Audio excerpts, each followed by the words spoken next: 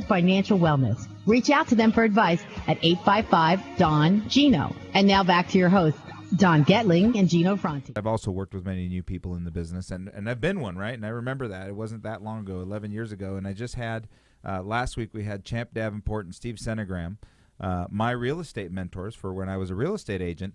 And I think back to those days, and I told poor Champ, I was like, oh, my God, I remember Champ went on my first listing presentation with me. How embarrassing.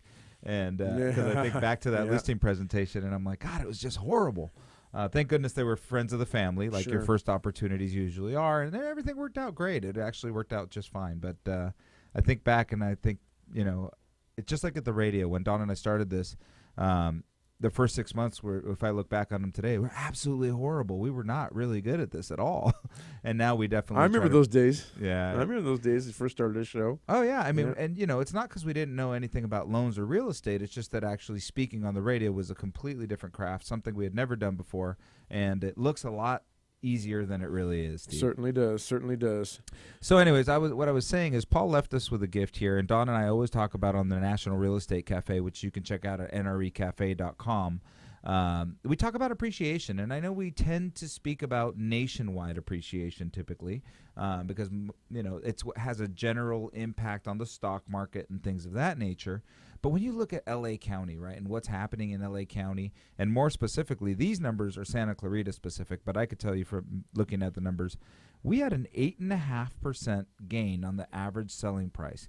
And, I guess I know that. I know that all the time. I really don't pay attention, but you were sticker shocked when you saw this number on paper, weren't you? Yeah, I was. I mean, at the average selling price in the Santa Clarita Valley in a year, our market's appreciated considerably, which is typical for our area. Yeah, so let me take a look at this example. If you would have purchased a home in January of 2015 and you would have utilized FHA, right? Let's just for argument's sake say you would have utilized FHA, 3.5% down. So you could have gotten into this home for under $15,000. And the same home went up about let's call it $40,000. Mm-hmm. You almost tripled your money. Right. I mean, that's unbelievable when you look at leverage. I can't think of a better investment where you could triple your money, and that's because you're able to utilize leverage when it comes to real estate. You get the appreciation on the whole amount, not on your down payment. The argument used to be back in the day that you'd either suffer in rate or suffer in appreciation. I think now we're still experiencing the best of both worlds. Yeah, so, when people ask about appreciation, because I know people still really, really dig on appreciation. It's exciting. It's something that people buy real estate for appreciation. And it's really nice when it happens in a year or two span, but that's not how most investors purchase real estate, right? I purchase it for retirement. I purchase it long term. I've owned my properties now. Oh, boy, I'm going to age myself now.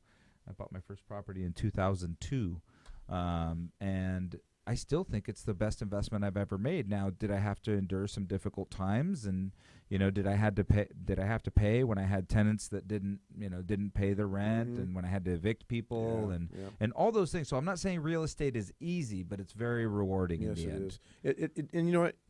But you have people for that. If it's not something that's in your wheelhouse, if you're not a good negotiator on your own behalf, there's people that can do that for you. So it's not a detractor. It's just something to be mindful of and surround yourself with people that can make it happen for you.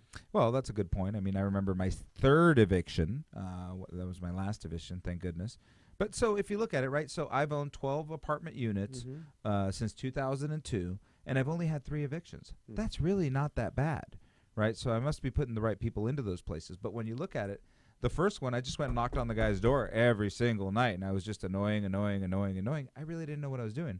My last one, I called an attorney, and then they let me know when it was empty. Yeah, gotta love that. Gotta love that. So definitely use the right people to help me, the right team to help me with that. So I still think that real estate investments are great. Now, the other thing that Stephen alluded to is industry change, and it's TRID. It's an acronym for many, many things we've come up with over the last few months. One of them is the reason I drink. Yep. That's one of the favorites for sure. Yeah, that's definitely one of the favorites. But what it is was complete reform of all the documentation we give you as a consumer so that you can understand what your costs, fees.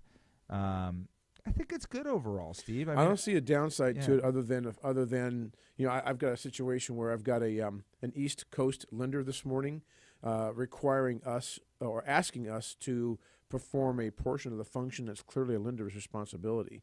And I'm not quite sure why they have that perspective, but we have to just continue to work together and funnel through the changes and just make it happen. But bottom line is, in a few minutes, we'd like to go through the steps with the consumer who's listening right now to let them know what to expect in this market, because the TRID did change the way you're going to see the fees.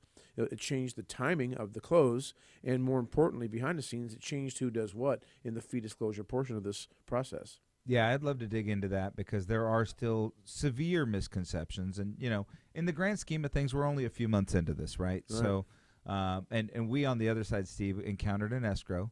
And, we close, Skyline closes a ton of transactions, right? We have 600 employees. We're a large lender, one of the top 25 lenders in the nation. And we recently encountered an escrow company that was asking us to provide some forms to them so that they could provide the seller some information. And we said, "Are you kidding me?" And he goes, "Well, I've never done this before." And I'm like, "Have you closed any purchases in the last 60 days?" 'Cause I know, man. I tell you what. And it's interesting. A lot of those online refinance clearinghouses, they don't have a clue when it comes to purchases, man. And they really having a hard time navigating the refinance world, too. They're catching up to it, but it's just a nightmare. It's just an absolute nightmare. And thankfully, you got somebody like us on the other end who actually can help that lender through what they got to get done. And it's taking us a lot of time. I have an assistant who spent a day on the phone here last week working on one file just to get the numbers right before they'll release the loan documents. But that's just part of the process. Yeah, so there's just an education curve. And if you work with real professionals, if you work with local professionals, and we'll tell you who to work with, that see lots of transactions and have lots of experience, they won't have any issues. And you mentioned something that I want to talk about when we come back. East Coast lenders. Okay, so you said this is the second time this comes up now. Steve and I were just talking off the air maybe a week ago or so, and he goes, "The further east you go, the harder it gets." Yep, absolutely. Watch out. So not to offend anybody from the East Coast, we just do things a little bit differently here. We're probably the odd ones, actually. So when we come back, Steve and I will dig into what's causing some commotions around the world, and we'll finish up on TRID.